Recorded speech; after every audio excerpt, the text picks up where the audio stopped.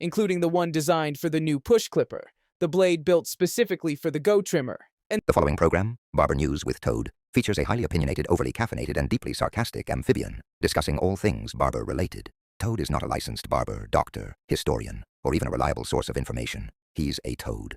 All opinions expressed in this show are Toad's alone, and should absolutely not be taken as fact, unless you enjoy being misinformed by a creature that spends most of his life sitting in a swamp. If you're unsure about anything he says, please comment, fact-check, or consult an actual human barber before making any drastic hair or life choices. Toad's advice has resulted in questionable haircuts, unnecessary life advice, and relationship facts. You have been warned. Viewer discretion is advised. Now sit back, relax, and prepare for the most totally ridiculous barber news you've ever seen. it's loud and clear at this stage that the demand for a Go Shaver code is real. It's not a small request. It's something the whole community clearly wants. And that's exactly what I'm going to try to make happen. But notice that word, try. Why? Because I can't stand here and guarantee it yet. And wouldn't it be reckless to promise something before anything is officially confirmed? I should have a final answer for you within the next day, but the reason behind the delay might actually sound a bit crazy. We're dealing with a shaver, and when you start talking about early windows and pre-sale access on shavers, it can look like we're stepping into new territory. Is that us being too bold? Is it too cocky? Or is it simply us listening to barbers and giving them exactly what they've been asking for? That's the real question here. Is pushing boundaries a bad thing, or is it what a community-driven brand should do? Should we play it safe, or should we take risks when the demand is undeniable? What approach shows respect? What approach shows confidence? And which one actually benefits the barbers the most? I want you to make your opinion loud and clear, because this isn't just about a drop. It's about the message behind the move. Tomorrow's episode will have the verdict. And even if I can't secure the early window, I will give you the exact drop time so there's no confusion. But let's be honest, a small exclusive early access window just for barber news? That sounds fucking cool, doesn't it? Let me know what you think. Stylecraft got bankrupt by TPOB. It's not their fault.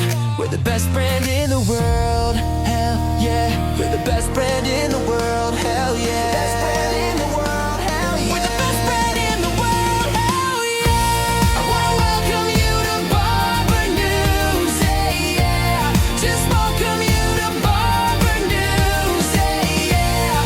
Just welcome you to Barber News. Cause TPOB is the best brand in the world. And I'm Toad.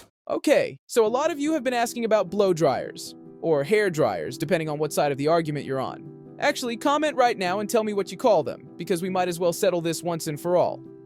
Now, I'm going to need to ask TPOB about this properly, even though I already have a feeling I know exactly what he's going to say. And let's be honest, his answer usually sounds like fuck and ends in off, but maybe, just maybe, I could be wrong this time. We've spoken about this before, and he explained it pretty simply. We are a clipper brand. Giving barbers elite tools at the best prices possible is already a massive challenge. It's not an easy process. So the question becomes, if we start adding blow dryers, then what? Do we start selling fucking handbags, dildos, watches? Where does it end? At what point do we stop being focused and start being everything to everyone?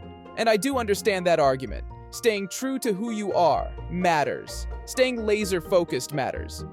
But then again, what if the community genuinely wants it? What if barbers feel there's a gap that needs to be filled? Should a brand stick to its lane no matter what? Or should it evolve when the people who actually use the tools are asking for something? Which direction shows growth? Which direction shows discipline? And which one shows we're actually listening? As always, I want your honest opinion. What the fuck was that? Subscriptions have suddenly become a talking point, and I'll be honest with you, this is an area I never personally explored. I've heard of them, of course, but I've never subscribed to anything myself. Still, the more I think about it, the more the concept makes sense. Why wouldn't a barber-driven brand consider a model where you pay a set amount each month and receive genuinely valuable gear in return? And not generic nonsense either.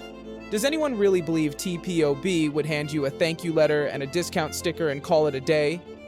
If this ever becomes real, it would need to feel like a premium experience every single time. Think mystery box energy, but actually worth opening.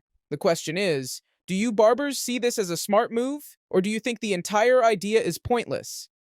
And if you think it's pointless, what would make it worthwhile? Is there a format, a structure, or an approach you'd prefer instead? What would genuinely serve the community rather than waste its time? Dang, yeah, the babyless ones are getting expensive. The brand is massive and growing at a pace most companies only dream about. So doesn't it make sense to explore new ways of giving barbers exactly what they've been asking for? Or maybe even things they didn't realize they wanted yet? Let me know in the comments, because I want to know whether this idea excites you, annoys you, or inspires a better one. I've been noticing a surge of comments about the Andes Fatmaster blade and whether TPOB could engineer a more advanced, more refined, more future-proof version of it. The short answer? Absolutely. The engineering capability is there, and the ambition is there. But the real question is, should we jump ahead, or should we finish the blades already in the pipeline first? Because before we even touch a Fatmaster-style project, we still have multiple unreleased blades that need their moment, including the one designed for the new push clipper, the blade built specifically for the Go trimmer, and several other developments I haven't even revealed yet. Wouldn't it make more sense to release those properly before opening another battlefield? And then there's the second topic that keeps resurfacing: detachable blades. Why is this suddenly becoming such a major talking point? And more importantly, what's the current gold standard clipper in that category? If someone can comment the model they believe dominates the detachable blade world right now, I'll personally send that recommendation through the chain and make sure it gets seriously examined. Why speculate blindly when we can analyze something concrete? Just so everything is clear, this idea hasn't been officially discussed behind the scenes. It popped up once in conversation months ago, and then disappeared before anything meaningful happened. But if enough of you push it, and if the reasoning behind it makes sense, why couldn't it be brought back to life? So tell me, what's the smartest route here? Should we perfect what's already coming, or should we expand into something completely new? Hair clippers tend to overheat. The doctor is in. Instinct cordless. The Consumer Product Safety Commission and Stylecraft are now recalling Instinct Professional Vector Motor Cordless Hair Clippers. If you want to see the full version of that video, you'll need to check it out on my Instagram. I can't upload it here for copyright reasons, but trust me, it's real, it's unfiltered, and it's a lot crazier when you see the entire thing.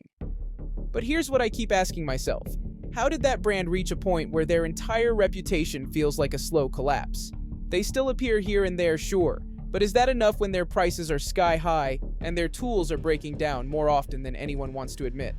At what point does a brand stop being premium and start becoming a burden on the very community it claims to serve? And why do some companies refuse to acknowledge that they've drifted so far away from the barbers that built them in the first place? To me, the whole situation gives off this heavy negativity, almost like a warning sign for what happens when a company puts profit over barbers, over value, over reliability. Let's move on, because there are far more important things happening in our community right now than a brand stuck in the past. I just had to show that clip.